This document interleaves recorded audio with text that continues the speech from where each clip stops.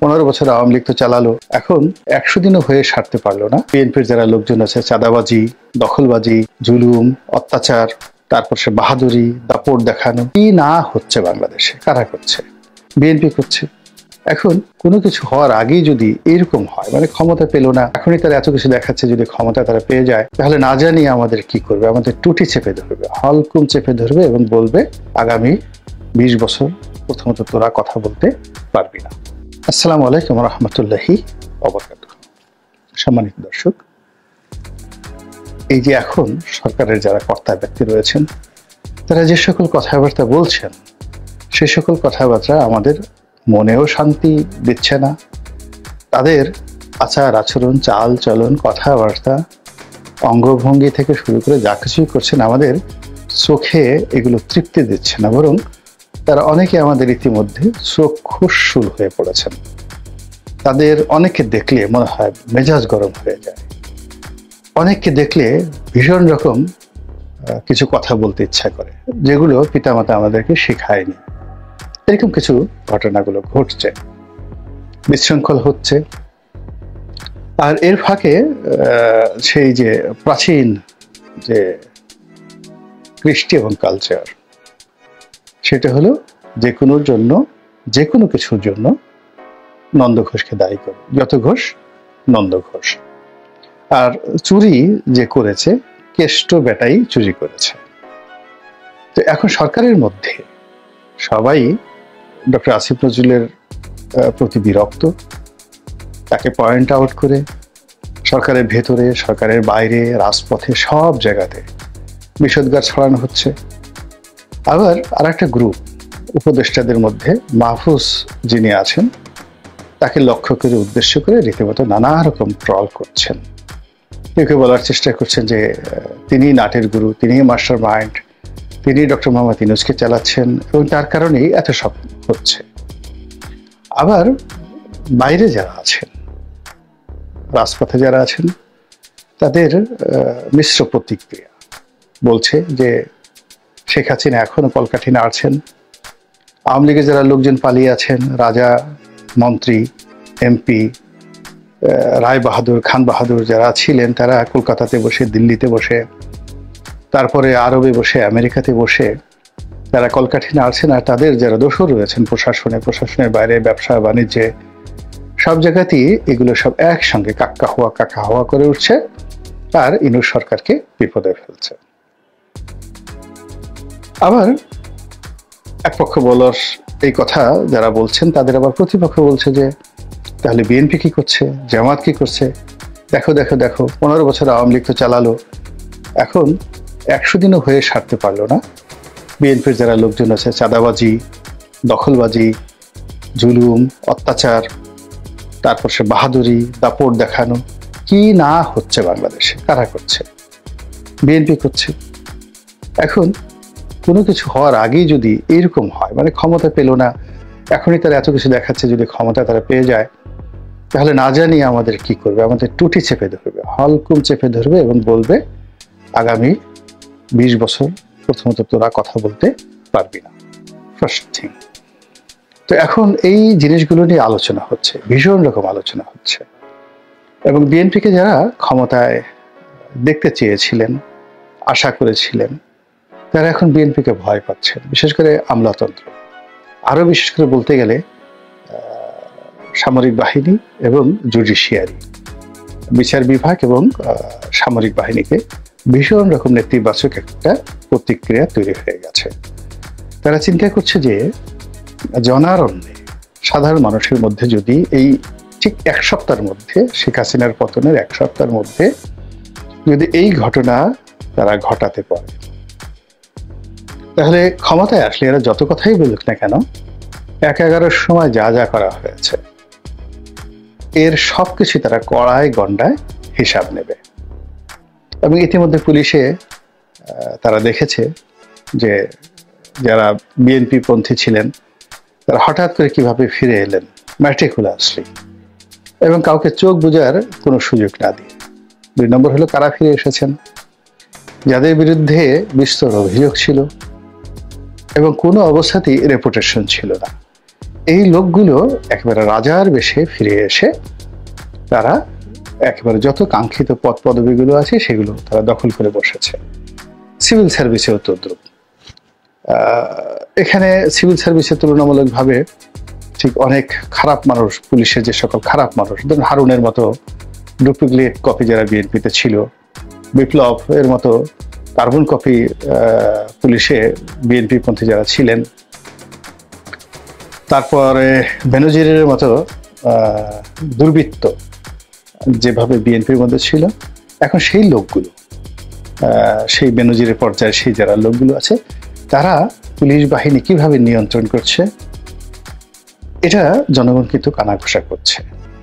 এবং এখান থেকে যদি টাকা লেনদেন হয়ে থাকে বা নাও হয়ে থাকে, ডাজ নট ম্যাটার, কিন্তু আগে যেটা হতো বদনাম এভাবে ছড়ায়। গুলিস্তানে যখন বিএনপির শেষ জমানা 2001 থেকে 2006, তো গুলিস্তানে যারা সিগারেট বিক্রি করতো, পান বিড়ি বিক্রি করতো, সেখানেও বদনাম রুটে গিয়েছিল যে এর একটা অংশ হাওয়া ভবনে চলে যায়। এখন ওই বিষয়গুলো কিন্তু মানুষের মনে রয়ে গেছে। মানুষ কুৎসা শুনতে পছন্দ করে, সত্যের ধারা কাছে যায় না, মিথ্যা কথা তাদের কাছে খুব ভালো লাগে। এটা হলো আমাদের চরিত্র। তো সেই দিক থেকে এখন পুলিশ বাহিনী, সিভিল সার্ভিসে যে সকল প্রাইস পোস্টিং হয়েছে দলীয় ভিত্তিতে এবং খুব দ্রুততার সঙ্গে, তো সবাই বলার চেষ্টা করছে এটাতে এমনি এমনি হয়নি বাপু, আমরা ডাল ভাত খাই, ডাল ভাতের সঙ্গে আবার আমরা একটু কাঁচামরিচ খাই, পেঁয়াজ খাই, আচার খাই। তো কাজে আমাদের এই দেশে বিনা পয়সায় বিনা কিছুতে কোনো ঘটনা ঘটে না। এখানে ধর্মপুত্র যুধিষ্ঠিরের আবির্ভাব এই বঙ্গে হয়নি। এখানে সবকিছুর মধ্যেই আদা লাগে, রসুন লাগে, পেঁয়াজ লাগে, কলা লাগে, কচু লাগে। তো কাজেই এই জিনিসের মধ্যে কলা কচু আছে। তো এই কলা কচুগুলো কোথায় গেল? আগে তো শেখ রেহানার নাম আসতো, আগে ববির নাম আসতো, পুতুলের নাম আসতো, জয়ের নাম আসতো, সালমান এফ রহমানের নাম আসতো, হাসিনার নাম আসতো, শেখ হেলালের নাম আসতো, কত শেখ। এখন এই নতুন শেখ কারা, নতুন পুতুল কারা, পুতুলের ডুপ্লিকেট কারা, এই নতুন পুতুলের জামাই মাসরুরকে, নতুন বিআই মোশাররফকে, এই জিনিসগুলো মানুষ খোঁজার চেষ্টা করছে।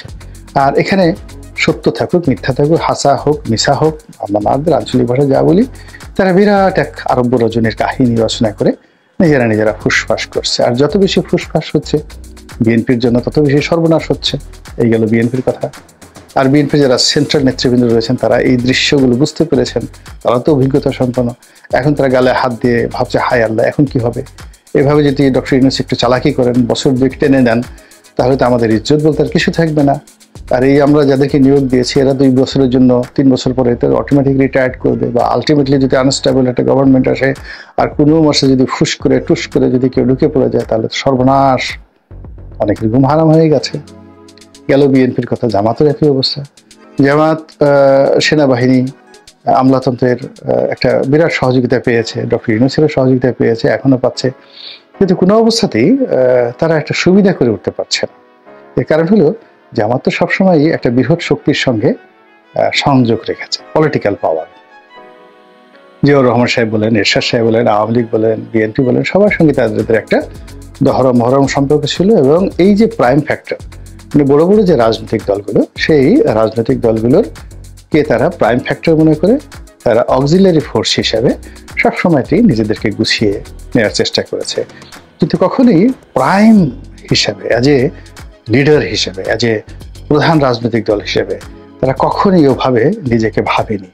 কিন্তু এখন এরকম একটা সুযোগ এসে গেছে যে প্রথম 30 দিন, মানে আগস্ট মাসের 5 তারিখ থেকে সেপ্টেম্বর মাসের 5 তারিখে সবাই তো ধরেই নিয়েছে জামাতি দেশ চালাবে, আমিরুল মোমিনিন হবেন, মানে জামাতের আমির মিস্টার শফিক, তিনি আমিরুল মোমিনিন, বাংলাদেশের আমিরদের মানে যাকে বলে মুসলমানদের আমির হবেন, খলিফাতুল মুসলিমিন হবেন, এবং তিনি খোলাফায়ে রাশিদিন যেভাবে চালিয়েছেন সেভাবে দেশ চালাবেন।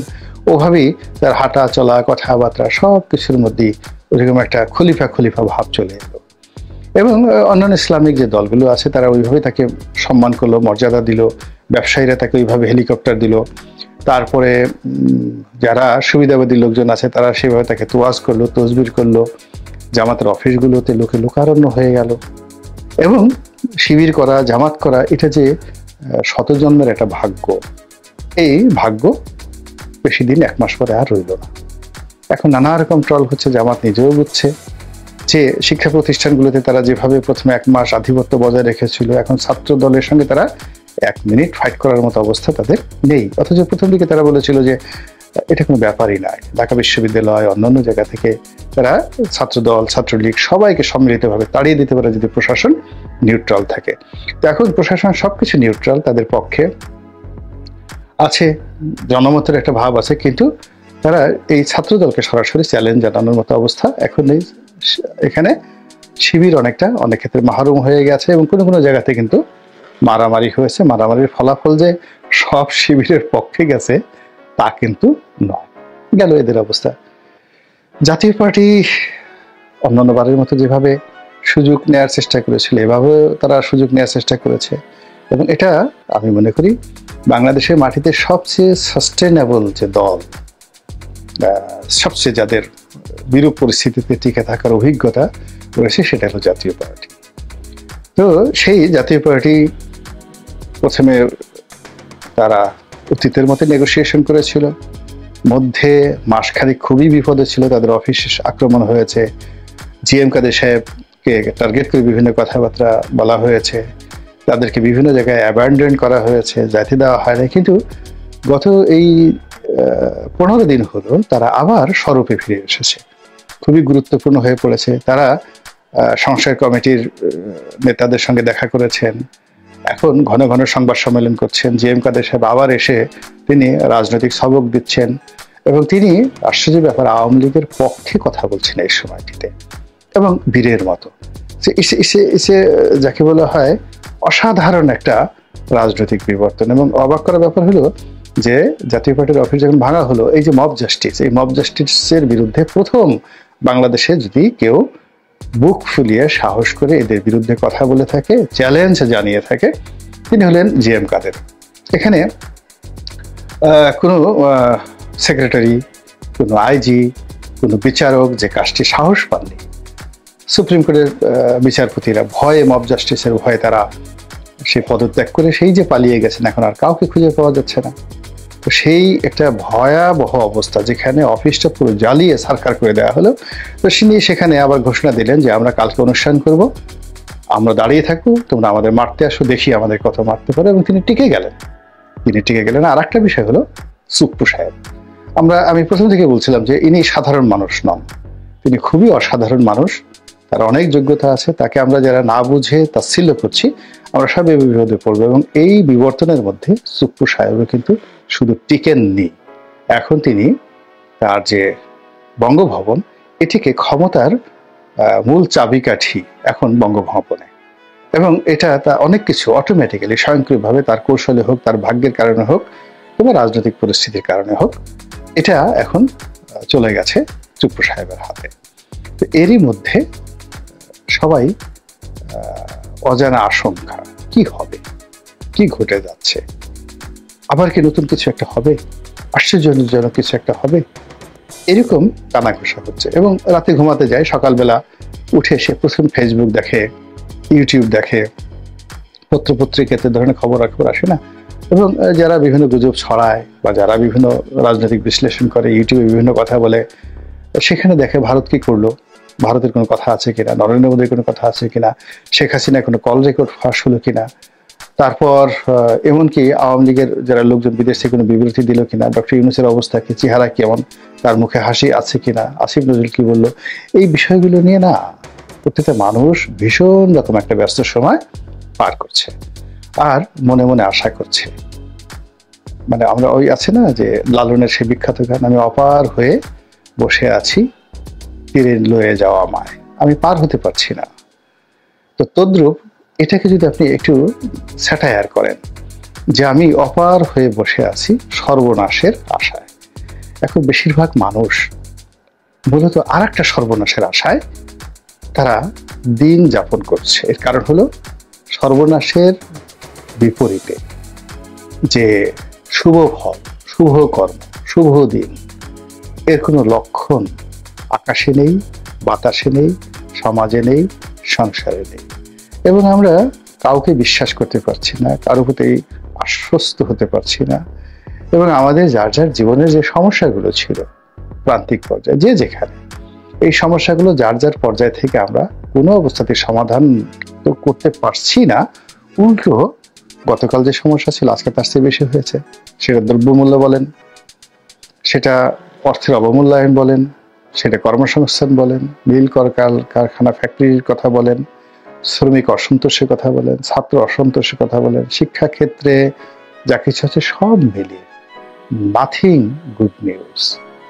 আর যখন এরকম একটা পরিস্থিতি হয় তখন মানুষ অলীক কল্পনা করে এবং আমরা সেই অলীক কল্পনায় এখন ভাসছি। আল্লাহ আমাদের সবাইকে হেদায়েত দান করুন এবং হেফাজত করুন। আসসালামু আলাইকুম ওয়া রাহমাতুল্লাহি ওয়া বারাকাতুহু।